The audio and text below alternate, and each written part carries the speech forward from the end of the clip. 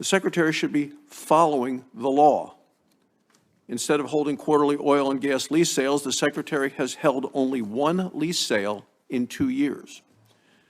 Instead of approving oil and gas permits on a timely basis, the Secretary has doubled the length of the permitting process. Instead of setting royalty rates at a level to boost oil and gas productions, the Secretary has raised rates to discourage production. Instead of doing everything in her power to increase America's energy security, the Secretary is jeopardizing our energy security and at the same time our national security.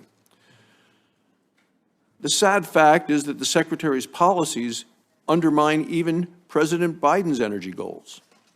World demand for copper is expected to increase by 300% by the year 2040. Nickel demand expected to increase by 1,900%. Cobalt demand expected to increase by 2,100%.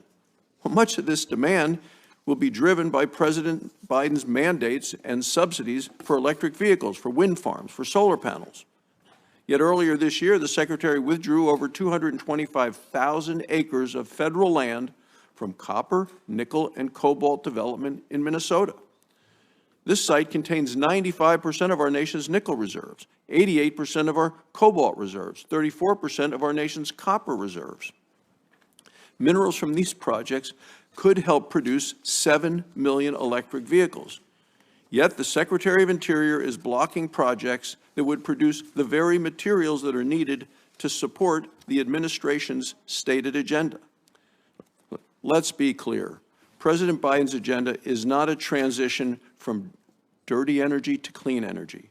It's a transition from American energy to foreign minerals. And Secretary Haaland's policies will only expand our dependence on our adversaries, will increase our dependence on China and on Russia. The Secretary is also attacking multiple use of the land. Multiple use is a decades-old bedrock principle of federal land management.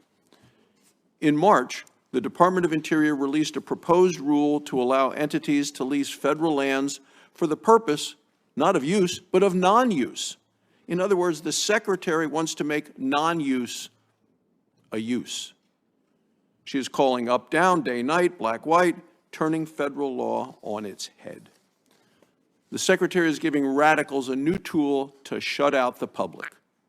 Remember, environmental radicals don't want the public to have access to public lands. Families and communities in Wyoming and throughout the West depend on access to public lands for grazing, for forest management, for recreation. Secretary of Interior is aggressively working to take that access away from the public.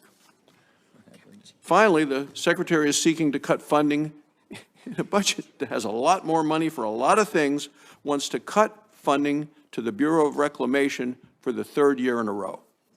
The Bureau is responsible for delivering water to the people of the West. In Wyoming, water sustains everything that we do. Our ranchers and farmers produce food for all Americans. They need to know that they're going to have enough water to do their jobs. So in the midst of a historic drought, now is not the time to cut the budget for the Department and the Bureau of Reclamation. The people of Wyoming and all Americans deserve better.